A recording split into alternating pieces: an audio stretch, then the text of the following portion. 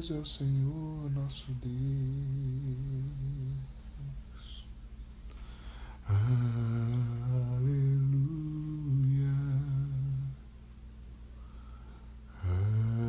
Aleluia.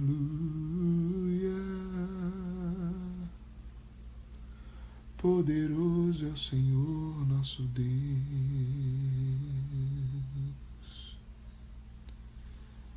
Aleluia.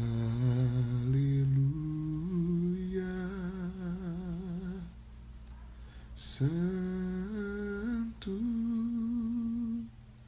Santo é o Senhor Deus poderoso, digno de louvor, digno de louvor. Amém.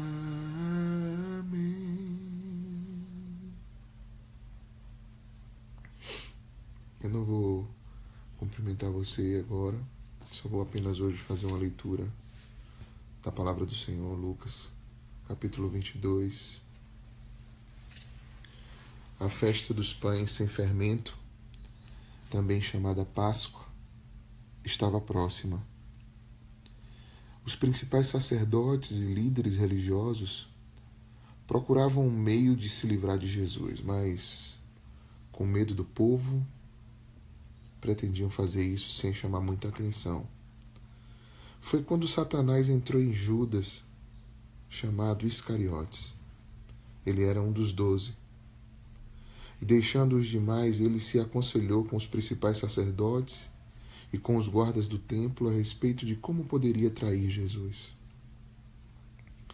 Eles não conseguiam acreditar na sorte que estavam tendo e concordaram em pagar ele bem. Judas então lhes deu a palavra e começou a procurar um meio de trair a Jesus, mais longe da vista da multidão. O dia dos pães sem fermento chegou, quando o cordeiro era sacrificado. Então Jesus pediu a Pedro e João: vão lá preparar a Páscoa. Vamos tomar a ceia de Páscoa juntos. E eles perguntaram: onde queres que preparemos a ceia da Páscoa? E ele disse: fiquem de olhos abertos. Quando entrarem na cidade, vocês vão ver um homem com um jarro de água que encontrará vocês. Sigam-no. Perguntem ao proprietário da casa em que ele entrar. O mestre quer saber em qual aposento ele poderá comer a ceia da Páscoa com seus discípulos. O homem mostrará a vocês uma sala no segundo andar, espaçosa, limpa e arrumada. Façam ali os preparativos. Eles saíram e encontraram tudo como ele disse que encontrariam, e prepararam a ceia. Quando chegou a hora, ele se sentou com os apóstolos e declarou: vocês não fazem ideia de quanto eu desejei comer essa ceia com vocês antes de começar o grande sofrimento da minha missão. Será a última ceia, até que todos a comamos outra vez no reino de Deus. E tomando o cálice, ele abençoou e disse: tomem e distribuam entre vocês. Não beberei vinho outra vez, até que venha o reino de Deus. E tomando o pão, ele abençoou e partiu e deu a eles e disse: isto é o meu corpo, dado por vocês. Comam-no em memória de mim. E ele fez o mesmo com o cálice após a ceia, dizendo: esse cálice é a nova aliança no meu sangue, derramado por vocês. Eles ali estavam comendo e tal. Olha o que diz. Jesus então continuou dizendo: vocês sabiam que a mão daquele que vai me trair está aqui na mesa? É certo que o Filho do Homem irá trilhar um caminho já estabelecido. Não há nenhuma surpresa nisso. Mas, para aquele que o entregar será uma desgraça, pois ele é nada menos do que o traidor do Filho do Homem. E imediatamente começaram a suspeitar um do outro e a perguntar um ao outro quem é deles que estaria prestes a fazer aquilo. Minutos depois, eles começaram a discutir entre eles quem seria o maior. Então Jesus interferiu. Gente, os reis gostam de mostrar o seu poder e os líderes gostam de ter títulos pomposos e se dar títulos pomposos. Com vocês não vai ser assim, que o maior de vocês se torne o menor. Quem quer ser líder deve tornar-se servo. Quem vocês preferem ser? O que come o jantar ou o que serve? Vocês preferem comer e ser servidos? Mas eu assumi entre vocês o lugar de quem serve. E vocês têm estado comigo em meus momentos difíceis. E agora, confiro a vocês a autoridade real de que meu Pai conferiu a mim, para que eu possa comer e beber na minha mesa no reino e ser fortalecido, enquanto vocês assumem responsabilidades em meio ao povo de Deus. Simão, disse Jesus, fique firme, viu? Satanás fez o que pôde para separar você de mim, assim como se separa a palha do trigo. Mas eu orei por você em particular, para que você não desanime e nem desista. Quando você passar em alguma provação, pense nos seus companheiros e fortaleça-os. Pedro então disse, Senhor, eu estou pronto para qualquer coisa. Eu estou pronto por que der e vier. Eu iria para a cadeia por ti. Eu morreria por ti. Jesus reagiu e disse, sinto muito, Pedro, por você. Mas antes que o galo cante, você negará que me conhece. 3 vezes me negarás. E ele acrescentou, quando eu os enviei e disse para viajarem com pouca coisa, levando apenas o absolutamente necessário, vocês fizeram isso. Os discípulos responderam, sem dúvida, fizemos. Ele disse, agora é diferente. Preparem-se para enfrentar os problemas. Providenciem tudo o que vão precisar. Tempos difíceis virão. Penhorem as suas roupas e consigam uma espada. Aquilo que foi registrado nas Escrituras, ele foi contado com os criminosos. Encontre o seu resultado, o seu significado final em mim. Tudo que está escrito a meu respeito agora vai se cumprir. E eles disseram, Senhor, aqui estão 2 espadas. Mas ele disse, basta, basta. Chega dessa conversa sobre espadas. Saindo dali, como costumavam fazer, ele foi para o Monte das Oliveiras. E os discípulos o seguiram. E quando chegaram a determinado lugar, ele disse, orem para que não caiam em tentação. O famoso que a gente conhece, orai e vigiai para que não entreis em tentação. Ele se afastou um pouco, à distância mais ou menos de um arremesso de pedra, ajoelhou-se, orou e disse, Pai, afasta esse cálice de mim, mas por favor não seja o que eu quero, mas sim o que tu queres. E imediatamente um anjo do céu apareceu do seu lado e o consolou. E ele orava com tanta intensidade que o suor, como gotas de sangue, escorria por sua face. Ele se levantou da oração e voltou para os discípulos e os encontrou dormindo, entorpecidos de tristeza. Ele então os censurou, gente, por que vocês estão dormindo? Levantem-se, orem para que não caiam em tentação. Mal ele falou, e uma multidão apareceu, liderada por Judas, que fazia parte dos 12. E ele foi até onde Jesus estava para beijá-lo. Jesus perguntou, Judas, você trai o Filho do Homem com um beijo? Quando os que estavam com Jesus perceberam o que estava acontecendo, perguntaram: Senhor, vamos lutar? E um deles deu um golpe no servo do sacerdote principal, cortando a orelha direita do homem. Jesus disse: parem. E então, tocando a orelha do servo, curou o ferimento. Aos que tinham vindo buscá-lo, principais sacerdotes, polícia do templo e líderes religiosos, ele disse: o que vem a ser isso? Estão me atacando com espadas e paus, como se eu fosse um bandido perigoso?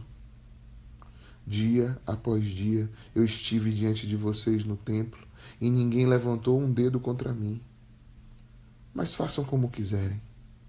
Essa é uma noite de trevas, uma hora escura. Esse é o tempo da morte, da escuridão. Depois de prender Jesus, eles o levaram para a casa do sacerdote principal e Pedro seguiu o grupo, mas a uma distância segura. E no meio do pátio, algumas pessoas haviam feito uma fogueira e estavam assentados ao redor dela para se aquecer. Uma das empregadas, sentada perto da fogueira, notou, olhou para Pedro com mais atenção e disse: esse homem estava com ele. Pedro negou e disse: mulher, eu nem o conheço. Pouco depois, outra pessoa disse: você é um deles. Mas Pedro negou: não, não sou. Cerca de uma hora depois, outra pessoa afirmou convicta: ele deve ter estado com ele. É claro que ele é galileu. Pedro reagiu e disse: é sério, gente, eu não sei do que é que vocês estão falando. E assim que ele acabou de falar, o galo cantou. Então Jesus virou-se e olhou para Pedro. E o discípulo lembrou-se das palavras do Senhor que disse: antes que o galo cante, você vai me negar 3 vezes. E saindo dali, chorou amargamente. Os homens que vigiavam Jesus começaram a ridicularizá-lo, batendo nele. Puseram nele uma venda nos olhos e o ridicularizavam. Vai, adivinha, quem foi que bateu em você dessa vez? E eles se divertiam à custa dele. Pela manhã, os líderes do povo, líderes religiosos e os principais sacerdotes reuniram-se e trouxeram-no diante do concílio e perguntaram a ele: diga, você é o Messias? Ele respondeu: se eu dissesse que sim, vocês não acreditariam em mim. Se perguntasse o que querem dizer com essa pergunta, também vocês não me responderiam. Então está aqui o que eu tenho para dizer. Daqui em diante, o Filho do Homem toma o seu lugar à direita de Deus, o lugar de poder. Eles disseram: então você confirma sua alegação de que é o Filho de Deus? Jesus respondeu: vocês é que insistem em dizer isso. Ele respondeu: mas eles já haviam decidido. Para que precisamos de outra prova? Todos nós ouvimos muito bem o que ele disse. Capítulo 23 de Lucas. Em seguida, eles levaram Jesus a Pilatos e começaram a apresentar acusações contra ele. Encontramos esse homem desrespeitando a nossa lei, a nossa ordem, proibindo o pagamento de impostos a César, designando-se o rei Messias. Pilatos perguntou a ele: é verdade que você é o rei dos judeus? Jesus então respondeu: palavras suas, não minhas. Pilatos declarou aos principais sacerdotes e à multidão que o acompanhavam: eu não vejo nada de errado aqui. Ele me parece inofensivo. Mas eles estavam irredutíveis. Ele incita o povo com seu ensino, perturba a paz em toda parte, começando pela Galileia e agora por toda a Judéia. Ele é um homem perigoso que põe a paz em risco. Quando Pilatos ouviu isso, perguntou: quer dizer então que ele é galileu? Compreendendo que Jesus estava sob a jurisdição de Herodes, passou o bastão para o rei. que estava em Jerusalém naqueles dias. Herodes ficou contente quando Jesus apareceu. Havia muito tempo que desejava conhecê-lo, pois tinha ouvido muita coisa a seu respeito e esperava que ele fizesse algo espetacular. Herodes o interrogou demoradamente, mas Jesus não disse uma única palavra. Os principais sacerdotes e líderes religiosos, porém, insistiam em suas espalhafatosas acusações. Profundamente ofendido, Herodes voltou-se contra Jesus. Seus soldados se juntaram a ele com suas zombarias. Então o vestiram com uma fantasia de rei e o enviaram de volta a Pilatos. Daquele dia em diante, Herodes e Pilatos se tornaram amigos e antes mantinham distância um do outro. Que coisa. Até os inimigos ficaram amigos por causa de Jesus. Mesmo inimigos de Jesus. Pilatos convocou os principais sacerdotes, os líderes e outros judeus e disse: vocês me trouxeram esse homem e acusaram de perturbador da paz. Eu interroguei na frente de todos vocês e descobri que a acusação não procede. Herodes também não confirmou nada. Por que o enviou de volta para mim sem acusação nenhuma? Está claro que ele não fez nada de errado, nada que mereça a morte. Eu vou adverti-lo para tomar cuidado e vou deixar ele ir. Nessa hora, a multidão começou a gritar: mate-o! Mate-o, solte Barrabás! Barrabás havia sido preso por iniciar uma rebelião na cidade e também por assassinato. Pilatos ainda queria soltar Jesus e o defendeu. Mas eles continuaram a gritar: crucifique-o! Crucifique-o! Pilatos interveio pela terceira vez. Mas por qual crime? Ele não fez nada que mereça a morte. Vou dar-lhe uma advertência e deixá-lo ir. Mas a multidão, furiosa, exigia que ele fosse crucificado. E finalmente eles o venceram. E Pilatos desistiu e cedeu. E libertou o homem que estava preso por rebelião e assassinato. E entregou Jesus ao povo para que fizessem o que bem entendiam. Enquanto o levavam, obrigaram a Simão, um homem de Cirene, que estava chegando do interior, a carregar a cruz atrás de Jesus. Uma grande multidão os acompanhava e algumas mulheres choravam. Num determinado momento, Jesus virou-se para elas e disse: filhas de Jerusalém, não chorem por mim, chorem por vocês mesmas e por seus filhos. Chegará o tempo em que será dito: felizes as mulheres que nunca conceberam, felizes as mulheres que nunca deram à luz, felizes os seios que nunca amamentaram. Elas vão pedir às montanhas: caiam sobre nós, e às colinas: soterre-nos. Se o povo faz essas coisas com a árvore verde e viva, imaginem o que farão com a madeira seca. 2 outros homens, ambos criminosos, foram levados com ele para a execução.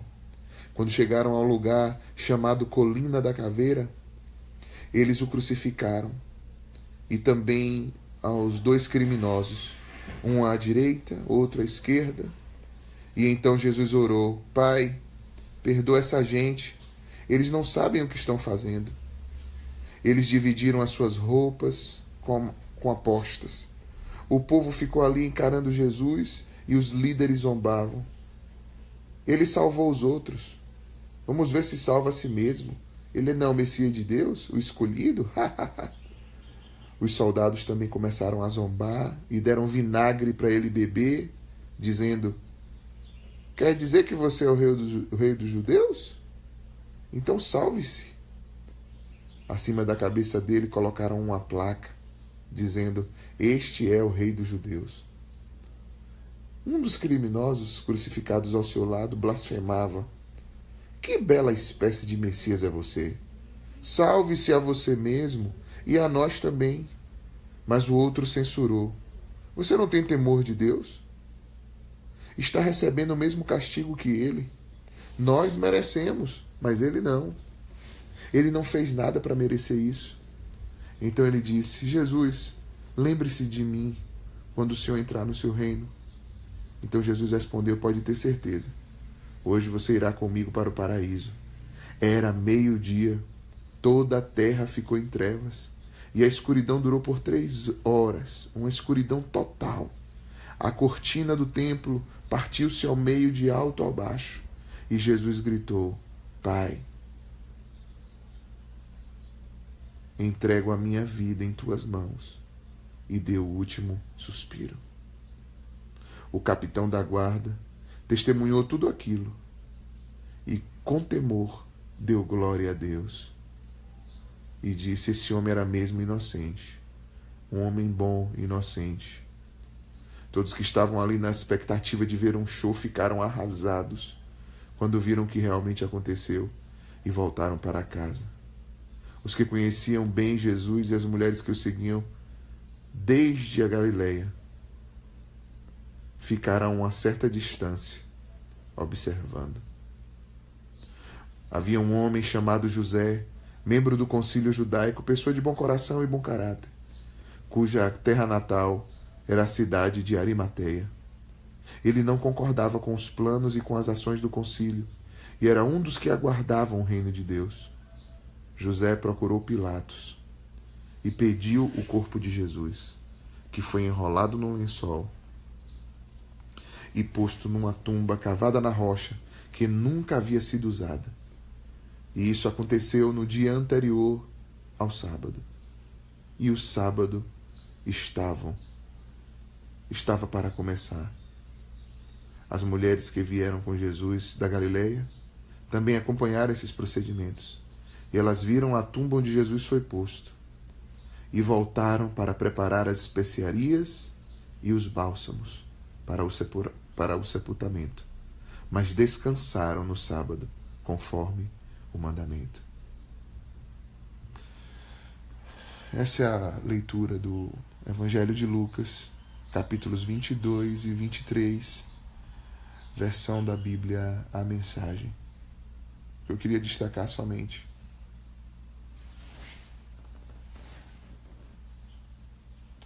é que muitas vezes a gente cria uma expectativa a respeito de Jesus, de Deus, da nossa relação com Deus, ou das ações de Deus.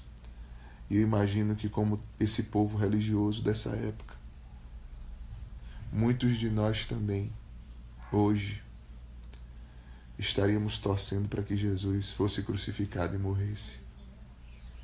Porque, na verdade, a vida dele e aquilo que ele é nos confronta, nos faz repensar toda a nossa história. Seus discípulos mais íntimos, os que não eram tão íntimos, os religiosos, principalmente esses,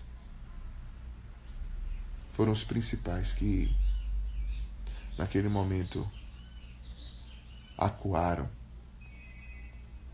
recuaram diante da vida estreita que Jesus propunha.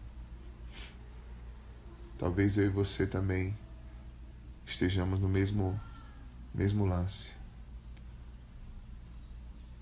A gente olha para Jesus e prefere ficar a uma distância porque seguir a Ele muito de perto trará algum sofrimento, trará abnegação, fará com que a gente mexa em todas as nossas estruturas de vida que às vezes a gente não está disposto a mexer. E às vezes a gente prefere que ele seja crucificado e Barrabás fique livre.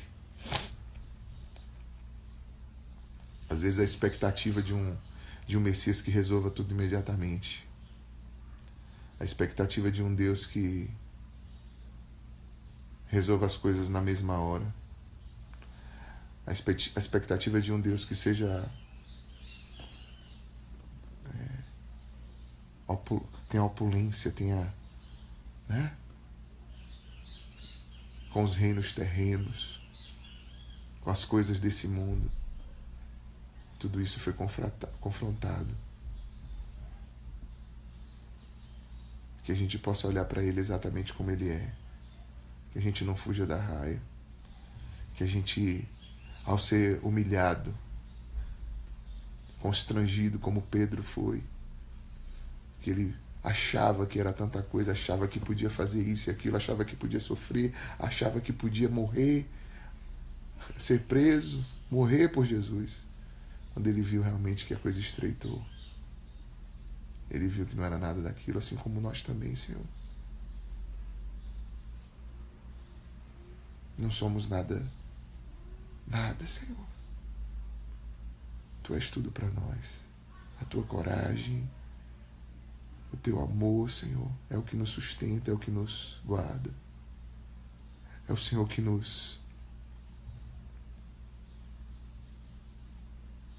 É o Senhor que intercede por nós, para que nós não venhamos a desfalecer. É o Senhor quem nos guarda, Senhor. Obrigado por teu amor, obrigado por enfrentar a humilhação,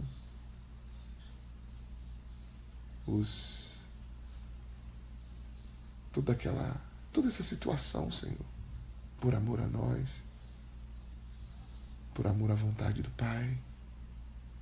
Obrigado, Senhor. Perdoa-nos, Pai. Perdoa-nos porque ainda somos como esses outros. Não somos diferentes. Perdoa-nos, Senhor. E nos ajuda a olhar para Ti como o Senhor é. E deixar que a Tua glória resplandeça sobre a nossa vida e mude a nossa história, o que somos e as nossas estruturas. Nessa sexta que foi assim agendada como Sexta da Paixão, nós possamos refletir sobre essa Páscoa que é o Senhor. Obrigado, Pai. Obrigado, Jesus. Em Teu nome nós oramos. Amém.